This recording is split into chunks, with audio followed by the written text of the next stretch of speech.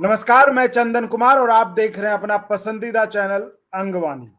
साथियों, जिस तरह से यूपीएस के बाद से देश के हर हिस्सों में जो ओल्ड पेंशन की लड़ाई लड़ रहे हैं, जो उनकी मांग के लिए सड़कों पर उतरे, तो उनमें एक एक्टिविटी तेज हो गई, वो गोलबंद होने लगे। तो इसमें हम आपको आज बात करा रहे हैं जो उत्तर प्रदेश का सबसे बड़ा और पुराना कर्मचारी संगठन है, उत्तर प्रदेश कर्मचारी संयुक्त परिषद।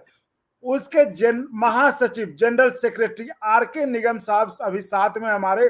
और इस संघ का जो परिषद जो है, इनका एक 2 अक्टूबर को गांधी जी की जयंती के दिन एक बड़े आंदोलन का इनकी योजना है। और वो ओपीएस, जिस अन्य मांगे भी हैं, लेकिन ओपीएस उसमें उनकी प्रमुख मांग है। तो उनको लेकर उनकी क्या योजना है वो हम बात करते हैं सीधे आर के निगम साहब से। आर के निगम साहब, बहुत बहुत स्वागत है सर आपका अंगवानी पर। नमस्कार सभी को। सर, ये क्या आप लोग भी ओपीएस के लिए सड़क पे उतर रहे हैं? अब क्या है उस दिन, क्या योजना है आपकी? ओपीएस का आंदोलन प्रदेश में बहुत सालों से चल रहा है, चाहे वो अटेवा हो या अन्य मोर्चा हो, शिक्षक मोर्चा हो, सारे संगठन लगे हुए हैं। राज्य कर्मचारी संयुक्त परिषद भी उससे जुड़ा हुआ है। और राज्य कर्मचारी संयुक्त परिषद ने प्रारंभ से ही, जब एनपीएस लागू की गई थी 2008-2009 में से पूरा आंदोलन शुरू किया था। लेकिन उस समय पोजीशन ये थी कि एनपीएस वाले कर्मचारियों की संख्या कम थी। फिर भी जो ओपीएस जिनको मिल रही थी, प्रदेश के कर्मचारियों ने इस आंदोलन को जगाए रखा और आगे कार्यक्रम चलते रहे। अभी जो हमारा कार्यक्रम है वो 2 अक्टूबर को है। 2 अक्टूबर को गांधी जयंती के दिन पूरे प्रदेश के जनपद मुख्यालयों पर गांधी प्रतिमा तक कैंडल मार्च करके लोग मुख्यमंत्री जी को ज्ञापन भेजेंगे।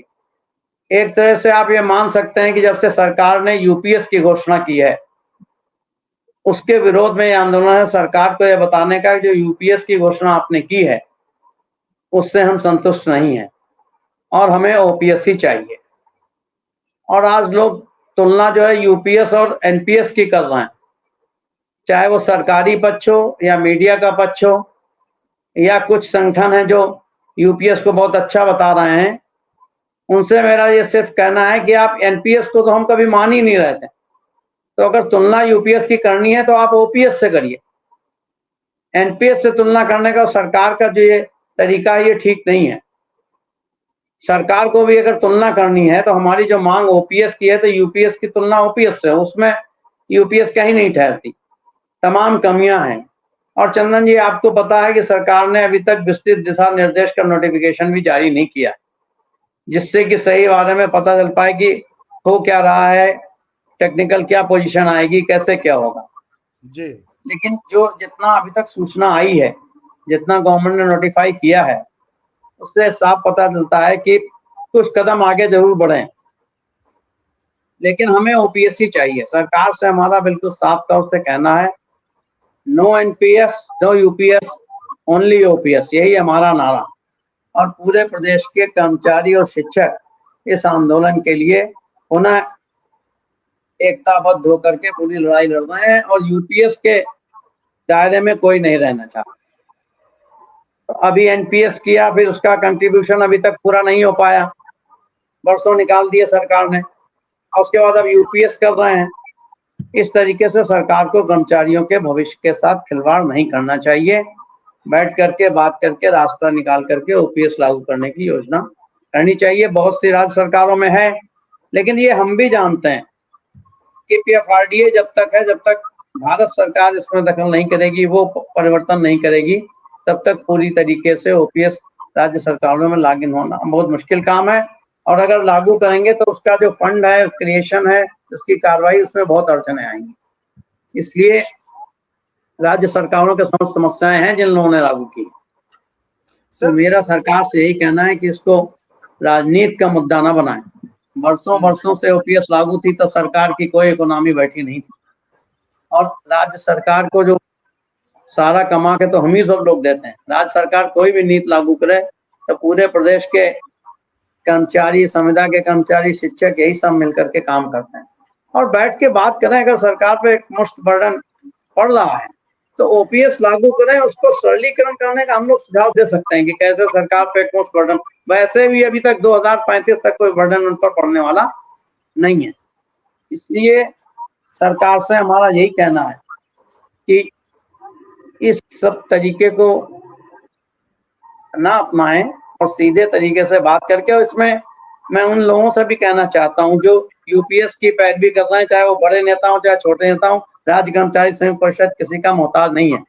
66 से लेकर के जितने भी उत्तर प्रदेश में आंदोलन हुए हैं जी 2010 तक, और अभी भी जितने बीच में आंदोलन चल रहे हैं, उनमें सब में सहभागिता और नेतृत्व राज्य कर्मचारी संयुक्त परिषद की रहा। चाहे वो पीएन शुक्ल जी आज हमारे बीच नहीं है, बीएन सिंह जी रहे जो उसके संस्थापक सदस्य थे, महासचिव थे बड़े बड़े आंदोलन, और इसको मजबूत करने के लिए ही हम लोगों ने करीब आज से 20-22 साल पहले संयुक्त संघर्ष संचालन समिति की स्थापना की, जिसमें राज्य कर्मचारी संयुक्त परिषद प्रमुख घटक है, राज्य कर्मचारी महासंघ है जिसके अध्यक्ष बहुत पुराने और शक्तिशाली नेता अजय सिंह जी हैं। इसमें जूनियर हाई स्कूल शिक्षक संघ के लोग जुड़े हैं, राजकीय शिक्षक संघ के लोग जुड़े हैं, संविदा के बहुत सारे संगठन जुड़े हैं, होमगार्ड के साथी जुड़े हैं, तो बहुत सारे सब सारे लोग जुड़े हुए हैं इसमें। और इसलिए इसको जोड़ा गया कि शिक्षकों को, इसमें शिक्षा मित्र भी जुड़े। चंदन जी, आपको एक बात स्पष्ट रूप से मैं बताना चाहता हूं, आपके साथ पहली बार वार्ता हो रही कि एक सूत्री पेंशन का कार्यक्रम लेकर के बहुत लोग चल रहे हैं, अच्छी बात है, अटेवा को ये क्रेडिट तो है और उसको मैं मानता भी हूं कि उन्होंने आंदोलन करके इस मुद्दे को जीवित रखा जी। लेकिन साथ साथ ये भी अगर आप गंभीरता से आप देखें तो अटेवा किसी फाइनल स्टेज पे नहीं पहुंचा पाया पिछले 10-15 साल में जितना भी आंदोलन चल रहा। उसका एक प्रमुख कारण ये है कि सरकार उनसे बहुत सीधे वार्ता ही नहीं करती, क्योंकि उनको मानता रहा संगठन नहीं मानती। लेकिन मैं ये मानता हूँ लोकतांत्रिक व्यवस्था में जहां लोग हैं वहां सरकार को वार्ता करनी चाहिए, चाहे वो अटेवा हो या अन्य कोई संगठन हो। जितनी भी वार्ताएं औपचारिक रूप से हुई हैं उत्तर प्रदेश में, वो राज्य कर्मचारी संयुक्त परिषद से हुई हैं 2 बार।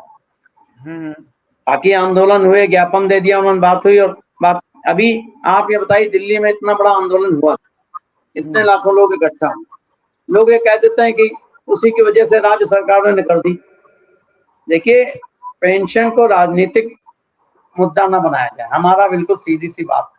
पेंशनधारियों, राज्य कर्मचारियों का, शिक्षकों का जीवन यापन का एक बहुत बड़ा संबल है, ये बुढ़ापे की लाठी है जैसा लोग कहते हैं।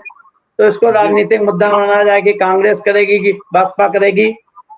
और मैं बिल्कुल साफ तौर से लोगों से कहना चाहता हूँ, लोग इसे अनथा भी ले लेते हैं, लेकिन मैं स्पष्टवादी व्यक्ति हूँ।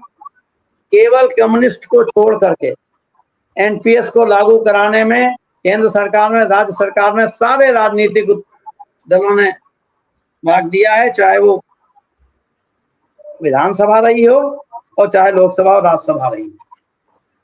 केवल कम्युनिस्ट ने उसको नहीं। आप मैं एक बात बता दूं, ये बताना बहुत जरूरी है। अच्छा, बता दीजिए। जब सरकार, ये कमेटी बनी थी नरसिम्हा राव के जमाने में, चंदन जी, उसकी रिपोर्ट अटल जी की सरकार में आई, वो लागू हुई। जब लागू हुई तो कम्युनिस्ट के अलावा सारे लोगों ने इसका समर्थन किया, कांग्रेस सहित सारे जितने भी संगठन में, सबका अलग अलग नाम नहीं लेना चाहता। उसके बाद पीएफआरडीए कौन लाया? मनमोहन सिंह की सरकार लाई। जो निर्णय हुआ था उसको संवैधानिक और कानूनी अमली जामा मजबूत करने का काम कांग्रेस की सरकार ने किया, पीएफआरडीए लाई। अभी कोई संशोधन है, अब कहते हैं कि हम आपका कर देंगे। जब यहाँ पे उत्तर प्रदेश में अखिलेश यादव की सपा की सरकार थी, हम लोग उनसे बार बार कहते रहे, आंदोलन हुआ सब कुछ का। और अगर शुद्ध भाषा में कह लीजिए कि तो हम लोगों ने, संगठनों ने गिड़गा के भी कहा कि इसको आप लागू कर दीजिए, इससे आपको बहुत लाभ होगा, लेकिन उनसे लागू नहीं किया। आज जनता जुट गए, हम आएंगे तो लागू कर देंगे। क्या लागू करना सर? ओपीएस की बात कर रहा हूं। तो मेरा सिर्फ ये कहना है, ये सारे राजनीतिक दल एक ही थैली के चट्टे बट्टे हैं। अच्छा।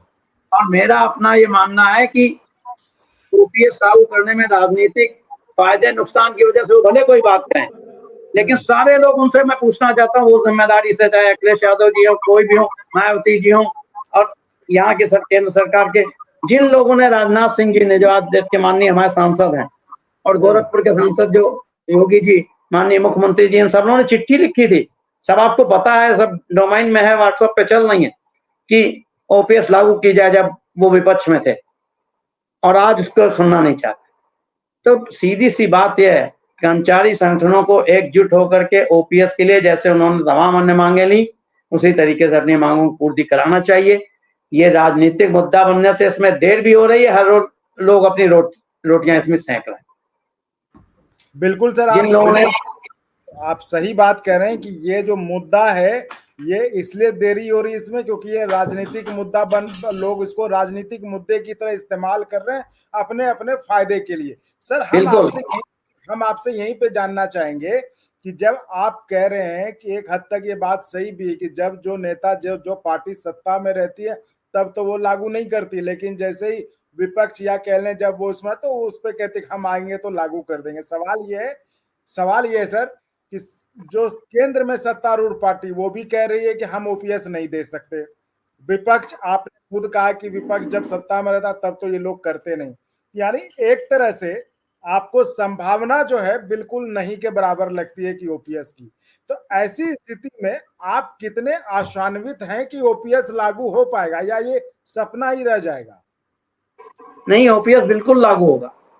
अच्छा, बिल्कुल लागू होगा। और ये जो प्रगति हुई है, भले राजनीतिक हो तो इसी वजह से तो हुई है, लेकिन इसमें देरी जो हुई है, जो राजनीति इसमें होता है, देखिए हम लोगों को सिखाया गया, बीएन शुक्ल साहब ने भी सिखाया और बीएन सिंह जी ने कि राज्य कर्मचारी जो हैं वो प्रदेश में जो भी जिसकी भी सरकार हुई उसके प्रति लॉयल रहते हैं, उन्हीं का काम करते हैं, उन्हीं से लड़ते भी हैं, उन्हीं से अपनी मांग मनवाते हैं। मैं आपको एक उदाहरण देता हूँ, बहुत सारे लोग जो आपके देखेंगे और सुन के इसको यस भी करेंगे। 86-87 के आंदोलन में हम लोगों ने केंद्र से प्रांत से वेतन के बराबर की लड़ाई बीएन सिंह जी के जमाने में लड़ी। सारे शिक्षक कर्मचारी नेताओं, प्रकाश शर्मा जी थे, मानदाता सिंह थे, बड़े लोग, तब हम लोग 86-87 के उनमें सेकंड लाइन थर्ड लाइन में राज्य कर्मचारी संघ परिषद का मैं तब उपाध्यक्ष था। हम कहीं भी केंद्र सरकार के पास केवल एक हस्ताक्षर ज्ञापन देने, जिसमें लगभग 1.5 लाख हस्ताक्षर थे, इतना 18 किलो का वजन का ज्ञापन था जो भारत सरकार को देने गए थे। बाकी वीर बहादुर सिंह की सरकार में हम लोग कहीं नहीं गए, और ठाकुर साहब ने यह बात कही थी कि आप हमारे नियोक्ता हैं, केंद्र सरकार से आपको क्या राशि लानी है, क्या करना है, ये आप जानिए, हम आपकी सेवा करते हैं, आप हमको दीजिए। उस समय भी बहुत सारे लोग राजनीति चमकाने के लिए कह रहे थे कि नहीं नहीं केंद्र सरकार चलो वहां पे धरना दो, वहां पे करो, और नहीं किया। और हमने लड़ करके 86-87 के आंदोलन में केंद्र सरकार से पार्टी ली। यही शिक्षक कर्मचारी शिक्षक समन्वय समिति थी, यही नेता थे सब लोग। बहुत सारे लोग नहीं रहे उनके बीच के भी लोग, लल्लन पांडे जी नहीं रहे, बहुत सारे लोग नहीं रहे, लेकिन बाकी बहुत सारे लोग अभी हैं जिन्होंने लड़ करके, और जेलों में लोग गए, अनशन हुआ, आंदोलन हुआ, हड़ताल हुई, और भारत सरकार से हमने कोई वार्ता नहीं करी। और उत्तर प्रदेश सरकार ने हमको केंद्र के बराबर पार्टी दी, और जब उत्तर प्रदेश ने ली उसके बाद सारी राज्य सरकारों ने लड़के पार्टी ली। ये उदाहरण है आपके सामने, ये कोई मैं हवा में नहीं कह रहा। और इसका नेतृत्व राज्य कर्मचारी संयुक्त परिषद ने किया। फिर वही मैं लोगों को समझाना चाहता हूँ जी, हम अपना आंदोलन उत्तर प्रदेश में मजबूती से चलाएं। जो आंदोलन सारे अलग अलग ढंग से हो रहे हैं, तमाम लोग, वही लोग तो जा रहे हैं जो 16-17 लाख सॉरी कर्मचारी हैं चंदन जी, वही तो जाते हैं, चाहे वो अटेवा में जाएं, चाहे राज्य कर्मचारी संघ परिषद में आए, चाहे शिक्षक मोर्चा में जाएं, कर्मचारी लगभग सब नहीं, क्योंकि ये ज्वलंत मुद्दा है, सबके जीवन से जुड़ा है, इसलिए हर जगह कर्मचारी अनुशासन का बंधन तोड़ के भी जाता है, बल्कि सारे संगठनों ने सबको फ्री भी कर दिया है। लोग जिस चीज को चाहते हैं, जनता की या सदस्यों की अनदेखी नहीं की जा सकती।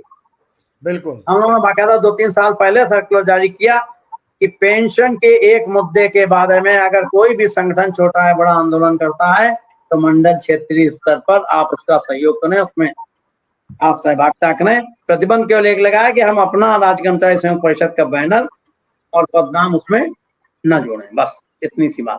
अभी आंदोलन हुआ जी। अच्छा, आप लोगों ने अपनी तरफ से कह रखा है कि इस पेंशन के मसले पे कोई आंदोलन हो उसमें सब सहयोग करें, बस बैनर सब सहयोग करें।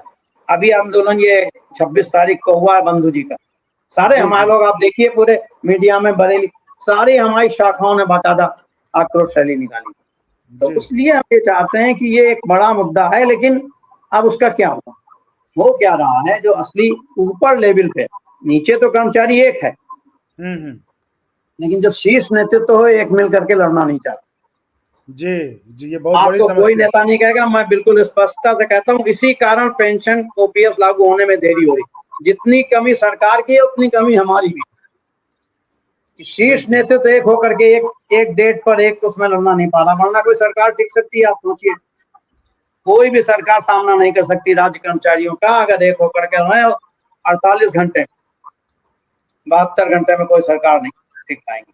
कितने लोगों को जेल में भेजेंगे? भेजिए, कार्रवाई करें। पहले भी आंदोलन हुए हैं, ऐसा थोड़ी सरकार ने, मुलायम सिंह की सरकार हो, बहादुर सिंह, पीपी सिंह की सरकार हो, घोड़े दौड़ाए गए, सबने किया है, लेकिन फिर दिया भी है लड़कर, फिर मिला भी है। अब क्या हो रहा है कि सब लोग अपना अपना आंदोलन करते हैं, ज्ञापन दे रहे, चले आते। सरकार की मर्जी है, सरकार ने निकाल के रास्ता यूपीएस कर दिया, अब 2-4-6 साल इसमें टहला देंगे, इसकी बात कर लो तो लोग रिटायर हो जा रहे हैं ना, संख्या कम हो जा रही। और मैं आपको बता रहा हूँ, एनपीएस जिनको नहीं मिलने, लड़ने वालों की संख्या वही सबसे आगे है, उनकी सबसे ज्यादा है, सहभागिता भी उनकी ज्यादा, इनको ओपीएस मिल रही। अगर आप देखें ध्यान से तो जितने भी आंदोलन हो रहे हैं उनमें 40-50% तो ओपीएस के ही लोग हैं। और ये अच्छी बात है। संगठन में सिखाया जाता है कि जो संगठन के मांग पत्र में मांग आ जाती है वो एक संगठन के न रह करके किसी विभाग की हो, वो सबकी होती है और सबको उसके लिए लड़ना। मेरा यही कहना था। ये आपने अच्छा, पहली बार बात हुई है, मैं आपके मन से बिल्कुल साफ तौर से कहना चाहता हूँ, अपने साथियों को सबसे पहले उन पर ज्यादा हक है कि जो आंदोलन आप कर रहे हैं, आपको ये बात भी ध्यान में रखनी चाहिए कि पिछले 10-15 सालों से आंदोलन करने के बावजूद हम अपनी मंजिल पर क्यों नहीं पहुंचे। कहीं ना कहीं कोई कमी तो है जी। तो उस कमी को दूर किया जाना, इस दिशा में शीर्ष नेतृत्व, कर्मचारी, शिक्षक संगठनों का कोई विचार नहीं कर रहा, क्योंकि ये भावनात्मक मुद्दा है। कोई भी बुलाता है, सब लोग पहुंच जाते हैं, भीड़ आ जाती है, सोचते हैं कि हम बहुत बड़े नेता हैं, अब हम पर पूरा करा लेंगे। जब तक कोई प्रदेश या पूरा देश, आप देश तो बाद में बंद करेंगे ना, पहले अपने यहाँ ब्लॉक से लेकर सचिवालय तक राज्य सरकार ने बंद करिए, देखिए क्या फर्क पड़ता है। और सब लोग मिलकर के करें तो ये बहुत आसान काम, बहुत आसान काम, ब्लॉक से लेकर के पूरे सचिवालय तक बंद करने का बहुत आसान काम। 48 घंटे का 72 बंद अगर केवल। एक बात और, एक चीज है जिसके लिए हम लोगों ने एक सूत्रीय मांग के अलावा 3 सूत्रीय और 5 सूत्रीय मांग की, इसलिए रखी। बहुत से लोग कहते हैं हम एक सूत्री लड़ेंगे। अरे भाई, आजकल आउटसोर्सिंग, संविदा, मानदेय वालों की संख्या राज्य कर्मचारियों के बराबर है।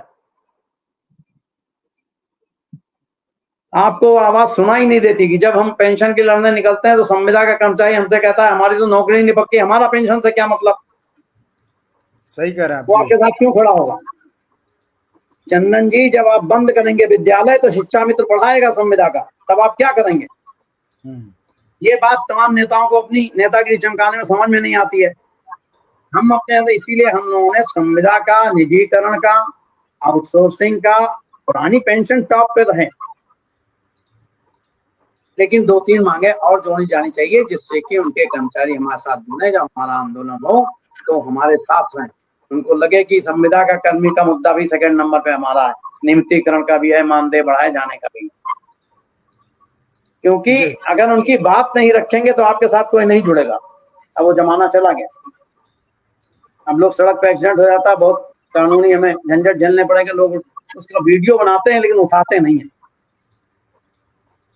ये स्थिति आ गई, इसलिए हमें जो स्थितियां हैं उनके अनुसार एकजुट होकर के हमें काम करना चाहिए। 2-3 बातें मैंने आपको इसलिए पूरी डिटेल में बताई, पहली बार आपसे बात हो रही है दिल्ली से, और दिल्ली से भी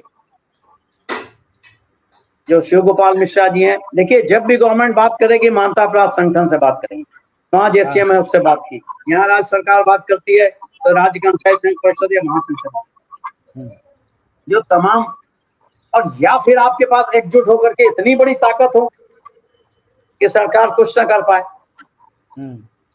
तो वो काम आप करिए। जब हम सब लोग मिलकर जुड़ेंगे तो ये नहीं कह पाएगी कि अटेवा मान्यता प्राप्त संगठन नहीं है, मोर्चा मान्यता प्राप्त संगठन नहीं है, क्योंकि राज्य कर्मचारी संघ परिषद उससे जुड़ा होगा, महासंघ उससे जुड़ा होगा, तमाम सारे मान्यता प्राप्त संगठन दर्जनों जुड़े होंगे, तो सरकार ये नहीं कह सकती कि आप मान्यता प्राप्त संगठन। इन सब कमियों को दूर करके मुझे लगता है कि जब तक ये जो देरी हो रही है, तो आपको ये बात इतनी स्पष्टता से नहीं बताएगा। अभी जो हुआ, कितने लोगों की बात, ठीक है, मैं ट्रेड यूनियन में बात मानता हूँ, जो सरकार दे उसको मान लेना चाहिए, लेकिन आंदोलन दुगनी तरीके से चलना भी चाहिए। ओपीएस का मुद्दा ऐसा नहीं है कि जिसमें पीछे हटके हम कोई समझौता कर सकते। एनपीएस दिया, अब उन्होंने यूपीएस दिया, ये उससे भी ज्यादा नुकसानदेह। 10% सरकार जो कर्मचारी देगा उसका कोई पैसा नहीं मिलेगा, उसमें तो न पुराने नए कर्मचारियों को फायदा था कि अगर वो 20 साल 25 साल 30 साल सर्विस कर लेंगे तो उनको फायदा होगा, उसमें वो भी चला गया, उसका कोई परसेंटेज नहीं देंगे, बहुत कम देंगे। दूसरी बात यह है कि सबसे बड़ी बात यह है, मैं आपको बताऊंगा, राजनीतिक दृष्टिकोण से देखें, इन्होंने उसकी सीमा घटा दी क्वालिफाइंग सर्विस की। 44-45 साल में जिन पे लड़ रही है ये भाजपा सरकार, इनको समझ में नहीं आता कि एससी एसटी और बैकवर्ड के लोग 44-45 साल की सेवा में आएंगे, उनकी सेवा कैसे पूरी होगी 25 साल जी। जब 60 साल उनकी रिटायरमेंट है तो उनको कुछ पेंशन में मिलेगा ही नहीं। तो सबसे बड़ा हक तो ओबीसी और एसटी एसटी का मान रही सरकार यूपीएस को ला करके। अब बताइए 45 साल में अगर एससी एसटी का आदमी सेवा में आएगा तो 15 साल बाद तो रिटायर हो जाएगा। 25 साल की क्वालिफाइंग सर्विस कैसे होगी? 20 साल थी, 20 साल से आपने 25 साल बढ़ा। ये सारी बातें हैं, ये हम इसको, और बहुत सारे लोग इससे बहुत नाराज हैं कि ये तो एनपीएस कम से कम ये थी कि अगर मतलब डूबा नहीं पैसा शेयर में मार्केट में, वो नहीं हुई। अगर सब चीज सही रही, बेटर रही, राम राज्य रहा, आगे चला तो कोई हर्षद मेहता जैसा स्कैम नहीं हुआ, 2G जैसा स्कैम नहीं हुआ, जो पैसा लगाया गया अगर सेफ रहा तो कुछ न कुछ मिल जाए। आपने वो भी संभावना यूपीएस में खत्म कर दी। तो इसलिए ये सारी बातें सरकार को ओपीएस लागू करनी चाहिए। उनपे अगर बर्डन आ रहा है, एक मुद्दा है केवल, सरकार अगर बर्डन आ रहा है तो उसके लिए बात कर सकती है सरकार कि एकदम से हमारे ऊपर बर्डन आ रहा है, इसके लिए हम क्या, उसका रास्ता संगठन सजा सकता है, उस पर कोई बात कर सकते हैं, लेकिन लागू पूरी तरीके से ओपीएस ही करनी पड़ेगी। ठीक है, कम्पिटिशन का है, 50% हो जाता है, 40% हो जाता है, उसमें आप कह सकते हैं आप 20 ले लो, 25 ले लो, 30 ले लो। ये तमाम चीजें, अभी कोई प्रस्ताव नहीं दे रहा हूँ, लेकिन मैं सरकार से ये कह रहा हूँ कि तमाम बातें, तमाम चीजें रखते हम लोग थोड़ी बहुत 39 साल सबने सेवा की है और उनका कोई प्रेजुडिस नहीं है, वो रास्ता सरकार को बता। जो बैठ के कर्मचारी उन्हें सुझाव देते हैं, आइए सरकारी सुझाव, वो भी तो सरकारी हैं जो उनको बताते हैं, लेकिन वो आपके हिसाब से बताते हैं, संगठन के हिसाब से नहीं बताते हैं। तो हम कर्मचारियों के हित के हिसाब से भी बता सकते हैं कि आपका भी रास्ता हो जाए, बर्डन ना पड़े, भी कोई ज्यादा असर ना आए और कर्मचारियों को भी सब फायदा। इसलिए आज की स्थिति में अब जो स्थिति बन रही है, कोई यूपीएस को स्वीकार करने के लिए तैयार नहीं, और सरकार को इस बात को बहुत अच्छी तरीके से समझाना चाहिए।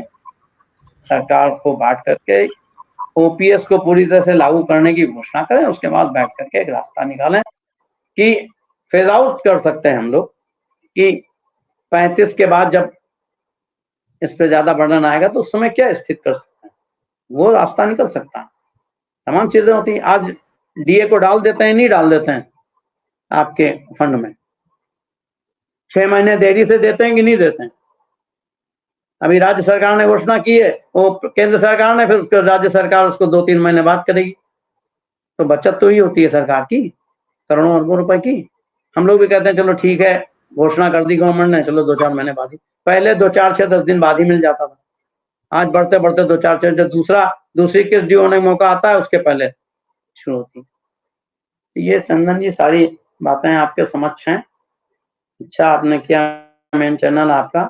मैं केवल 2 ही बातें बोलना चाह रहा हूँ, सरकार से बोलना चाह रहा हूँ कि वो ओपीएस के लिए अपना मन बनाए, ओपीएस लागू करने की घोषणा करें, उसके बाद कर्मचारी संगठनों के साथ बैठ करके बात करें कि 2035 में जब ये हमें भुगतान शुरू होगा उस समय हम क्या ऐसा कुछ करें जो सरकार पे एकदम से बर्डन ना आए, उसके सुझाव हम दे सकते। लेकिन ओपीएस से कम पे कोई बात राज्य कर्मचारी संयुक्त परिषद उत्तर प्रदेश के सारे संगठन जहां तक है लागू करने के लिए तैयार नहीं है। कर्मचारी संगठनों के शीर्ष नेतृत्व से कहना है, बहुत विनम्रता के साथ, बहुत बार मैं कह चुका, लिख चुका, अब पुनः कह रहा हूं, सफलता की एक ही कुंजी है, सब लोग मिल करके इस लड़ाई को लड़ें और एक सूत्री की जगह 3 सूत्री मांग कम से कम रख करके उस पर लड़ाई करें, तब सरकार को कुछ असर पड़ेगा, वरना ये इस तरीके से चलता रहेगा, कोई इसको अभी करने वाला नहीं। अभी देखिए 10, अब राजनीतिक क्या है, अब लोग कह रहे हैं कि 10 विधानसभा के चुनाव देख लो, अच्छा देख लो, 2 ही परिवर्तन तो हो सकते हैं। अगर 10 में जीत गए तो आपकी बिल्कुल नहीं सुनेगी भाजपा, अगर 5 में जीती तो ये जो चीजें आज डेवलप हो रही हैं, जो नई डेवलप हुई है कर्मचारी संगठनों में, हमने देखा है, इससे नुकसान हो रहा है कर्मचारियों का जितना राजनीतिकरण, लोग अपने हिसाब से पहले एक दूसरे को पसंद करके राज्य कर्मचारी वोट देते थे, नागरिक हैं, लेकिन इतना वो जितना राजनीतिकरण बंटवारा आज हो गया अधिकारियों कर्मचारियों का, पहले कभी नहीं हुआ था और खुला है। और ये संगठन को इसलिए नुकसान पहुंचा रहा है कि जरा सा आप इधर से उधर कर दें तो आपका साथी कहने लगे आप तो भाजपा ही हैं, दूसरा कहने लगा आप तो सपा ही हैं। मैं सबको यही आईना दिखाता हूं कि पेंशन के मुद्दे पे सब एक थे, तुम्हें समझ में नहीं आता है, तुम भाजपा को दोष दे लो, उनको दोष दे लो, लेकिन सब इस हमाम में नंगे थे, कोई किसी ने विरोध नहीं किया, केवल कम्युनिस्ट को छोड़कर। जैसे पेंशन के मुद्दे पर सारे कर्मचारी एक हैं, वैसे पेंशन के मुद्दे पर सारे पार्टी भी एक हैं, कम्युनिस्टों को छोड़कर। ये एक भी व्यक्ति बोलता है चंदन जी इतना हम लोगों ने मुहिम चलाई, ज्ञापन भेजे कि ठीक है अगर बहुत अच्छी है एनपीएस तो दे दो ना अपने एमपीज और एमएलए को, एक कोई नहीं बोलता, एक पूरे देश में कोई 1-2 लोग निकले जिन्होंने कहा कि हम वो नहीं लेंगे। तो ये थी हमारी खास बातचीत उत्तर प्रदेश के सबसे पुराने और बड़े कर्मचारी संगठन उत्तर प्रदेश कर्मचारी संयुक्त परिषद के महासचिव आर.के. निगम जी से, जिन्होंने एक मंजे हुए पुराने कर्मचारी नेता की तरह बड़ा ही एक महत्वपूर्ण सवाल उठाया इस बातचीत में कि आखिर हम ये जो लड़ाई लड़ रहे हैं पेंशन की, 20 साल से हम लड़ रहे हैं और अभी तक हमें ये क्यों नहीं मिला है। इस पर उन्होंने सरकार को भी कुछ सुझाया है और जो ओपीएस के लिए लड़ाई लड़ रहे हैं संगठन, उनके लिए भी बात कही है। अब देखना यह है कि निगम साहब की बात क्या सरकार और जो संगठन लड़ाई लड़ रहे हैं क्या वो दोनों मानते हैं। सबसे बड़ी बात, सरकार माने ना माने, लेकिन संगठनों के लिए जो ओपीएस के लिए लड़ाई लड़ रहे हैं उनके लिए उन्होंने बड़ी अहम बात कही है कि देखिए कर्मचारी तो एक हैं, आप एक होकर कब लड़ेंगे, यही सबसे बड़ा सवाल है। और इस बातचीत का जो मुझे भी लगता है कि ये सबसे अहम सवाल है जिस पर सारे संगठनों को एक साथ होकर एक रिजल्ट के लिए, अगर वो परिणाम के लिए मतलब गंभीर हैं, इस सवाल पर जो निगम साहब ने उठाया उस पर सोचना जरूर चाहिए। तो बहुत बहुत धन्यवाद आर.के. सर इस चर्चा में जुड़ने के लिए और इस तरह की मतलब गंभीर बात को हमारी बातचीत को एक गंभीर रूप देने के लिए। और साथियों, आप इसी तरह चैनल को लाइक शेयर सब्सक्राइब करते रहिए और संभव हो तो चैनल को ज्वाइन भी करिए, जिससे हमें और गुणवत्तापूर्ण कंटेंट के निर्माण में मदद मिले। धन्यवाद। और अगर आपको अच्छा लगा तो एक बार और आपको मैं कहना चाहूंगा कि आप इसको प्लीज सब्सक्राइब और शेयर करते रहें ताकि हमारा भी मनोबल और सपोर्ट बना रहे।